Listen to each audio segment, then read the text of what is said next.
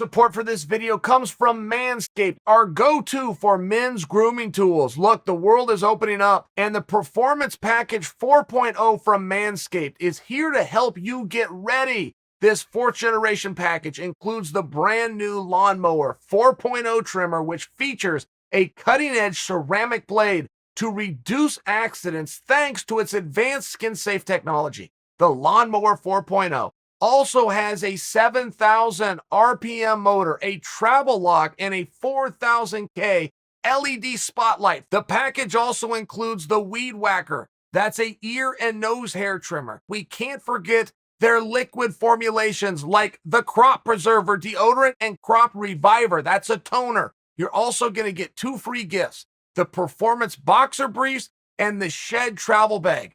Join the 2 million men worldwide who have trusted Manscaped by going to manscaped.com/Chael. That's going to get you 20% off plus free shipping. That's 20% off plus free shipping at manscaped.com/Chael. Dustin Poirier has called out Nate Diaz. Now, that is really smart for a number of reasons, okay? Let's start at the very beginning. There is no number one contender within the sport.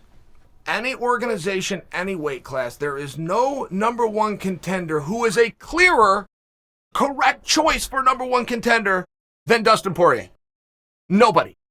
Everybody in the locker room, everybody in the division whose sole job it is to fight and claw and politic for their own opportunity is standing back and saying, I will look like a fool. Of course, Dustin goes next. Great. But now that you have that established, and now that the current champion, Charles Oliveira, who would love to be recognized for what he is, which is a remarkably good fighter, still has to defend and still has to do some good work in defending to take his rightful claim in terms of getting recognition from the community. Fine. That can start and end with Poirier. Oliveira goes out there, beats Poirier. That's not going to close the book. There's always going to be speculation, but boy, that's going to help you skip a few chapters, isn't it? Poirier's going in a different direction. Now, the reason I know Poirier's going to fight Oliveira. Don't think that you have to leave a comment below. I'm well aware, but I'm bringing to you what Poirier's doing. Oliveira has to fight the number one contender, not the other way around.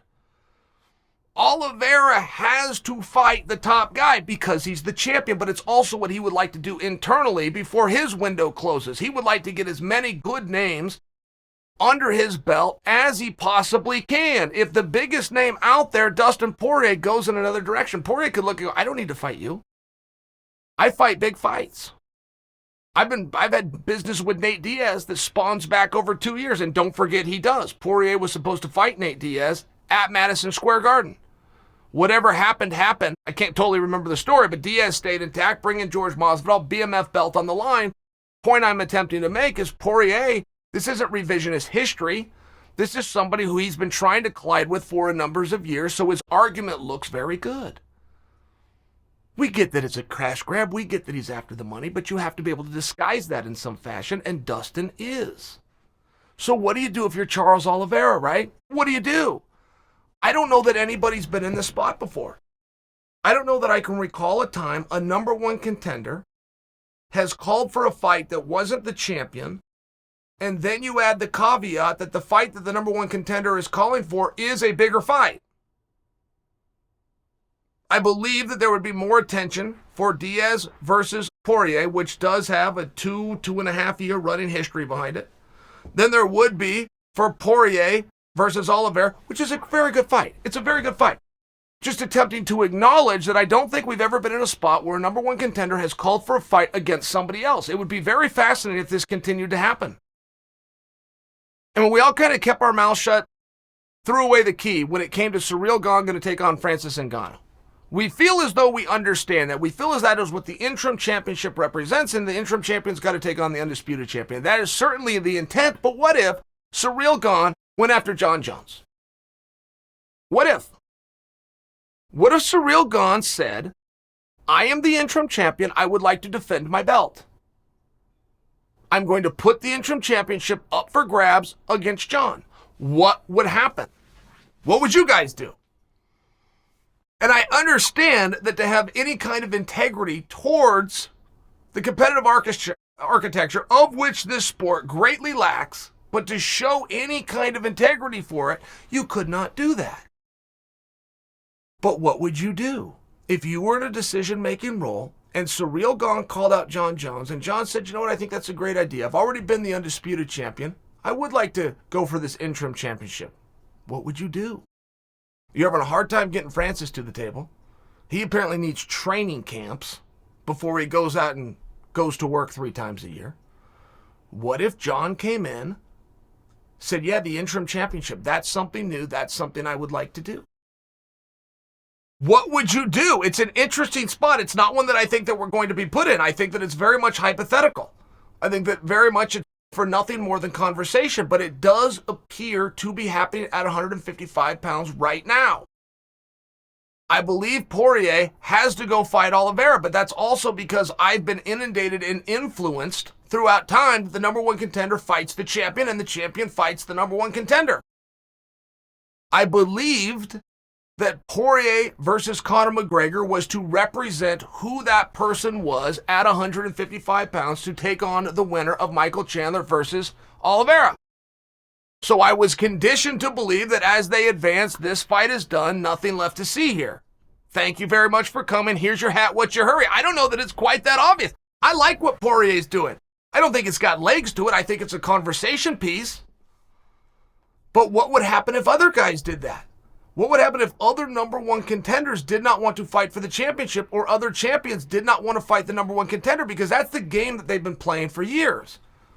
In boxing, you have to deal with it every time there's a big fight. The champion never fights the right guy. And in most cases, the guy that their community calls the champion isn't the best. But we haven't had to deal with that in MMA. And if you do have guys that are unwilling to come to the table, why should a number one contender have to sit around? If Francis Ngannou, whatever his issue is, whatever reason he didn't go out to Houston and do what he was supposed to do, which apparently I begrudge. I've got some tone when I've been talking about Francis lately. There's something about that apparently annoys me. What if he tries to do it again? Should Surreal have to be punished? Because don't forget, the whole person that we learned this argument from was Francis. It's just once you get a belt, all of a sudden the guy's not the same guy anymore. All of a sudden the guy's not as hungry. It's never happened. We've never seen anybody outside of the name of Kamaru Usman who with a belt is just as happy and active to compete. We've never seen it. But Francis, the night he stopped Rosenstrike, Dana came out and said, that's the number one contender. He will wait for a world title fight. Francis was angry about that. Francis said, no, I work for a living. I fight for a living. I don't want to be punished. I don't want to be made unemployed. I don't want to have to sit on the shelf. I don't want my good deeds and my hard work to be punished. I want it to be rewarded. That was an unforeseen. Not at all how Dana meant it. Not at all how our community meant it. It was meant as a pat on the back and a recognition that you are the number one contender and we won't let anything happen to take it from you. Francis didn't see it that way.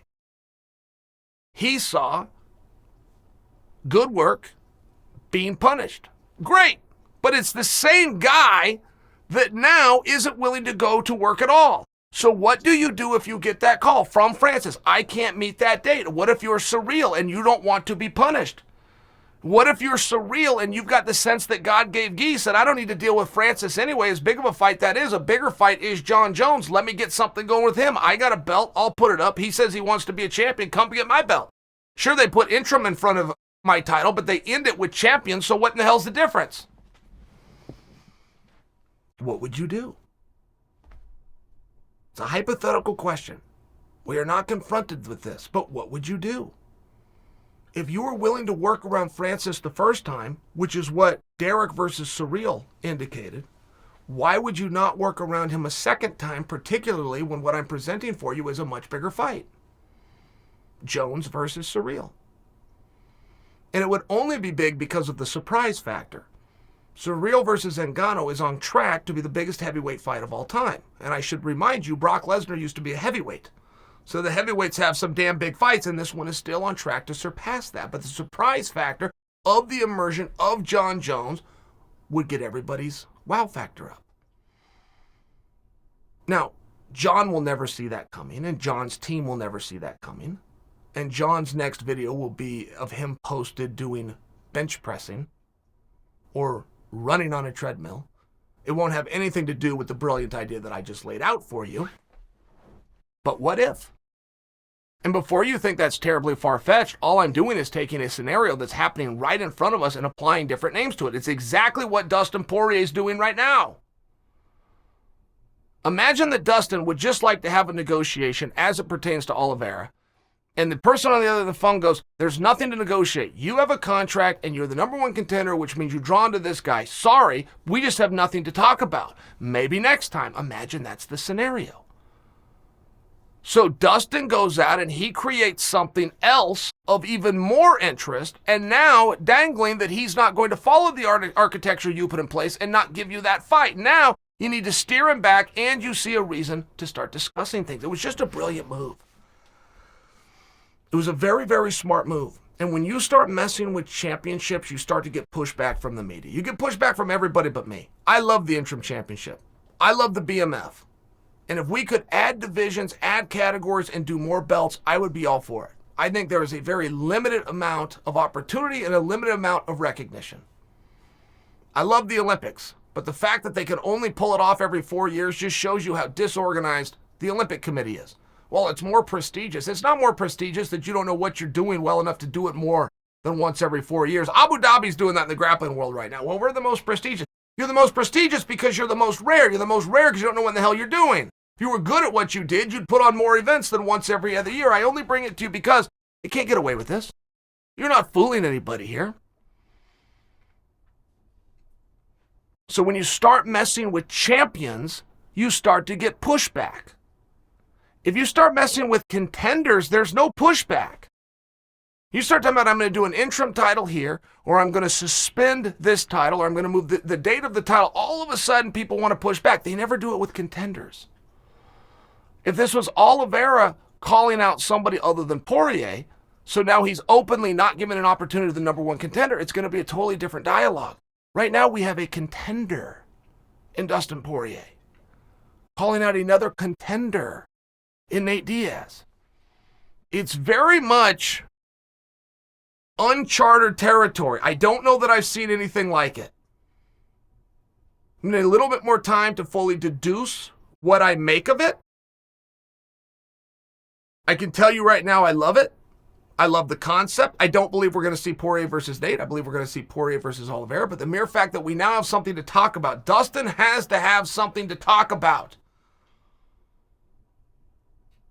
If he starts getting anything to define where he goes next, and this is what you're going to do based on just because, it doesn't put himself in a great position. He's found a workaround. It was a brilliant move by Poirier.